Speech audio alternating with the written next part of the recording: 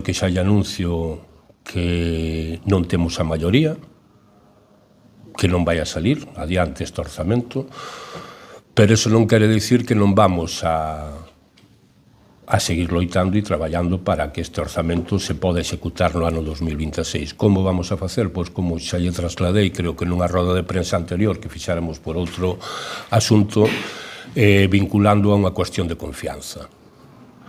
Isto quere dicir que durante un mes os grupos da oposición podrán falar entre eles para facer unha moción de censura e, se non é así, os orzamentos entrarán en vigor.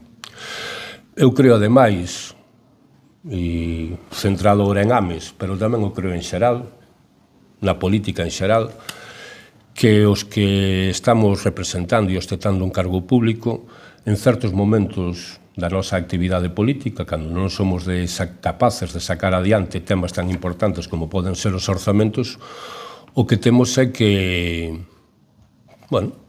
pois que expoñernos e dar un paso para que sean o resto das persoas as que nos xulguen.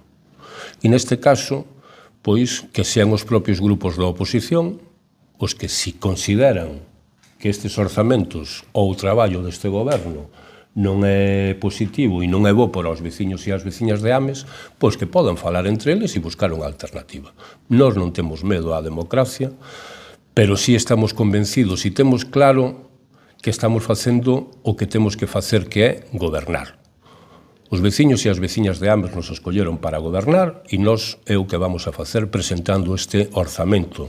E xa ven, nos datos que despois lle pasaremos, son os orzamentos máis altos e máis elevados da historia do noso concello. 38 millóns de euros, o que é única e exclusivamente o orzamento municipal. 38 millóns de euros, que son casi 8 millóns de euros máis que o orzamento que presentamos no ano 2024. Eu entendo que a oposición tiña que facer o seu traballo, que é facer a oposición.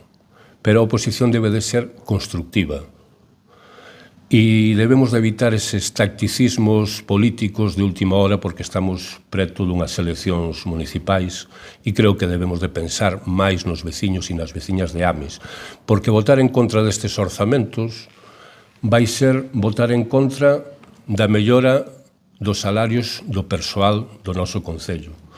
Vai ser votar en contra de mellorar as zonas de aparcamento do noso concello.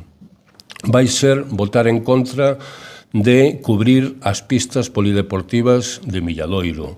Vai ser votar en contra de que empece a traballar o servicio de limpeza no rural.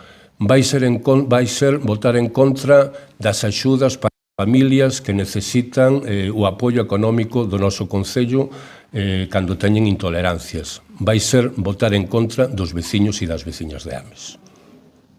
Co cal, eu aproveito para trasladarlle á oposición que sexa responsable, que o pense e que permita que estes orzamentos saian adiante.